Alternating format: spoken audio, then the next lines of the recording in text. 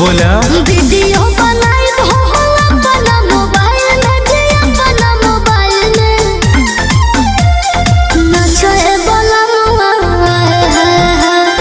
नाचे बलमुआ खेसारी स्टाइल में नाचे बलमुआ खेसारी स्टाइल में नाचे बलमुआ खेसारी स्टाइल में।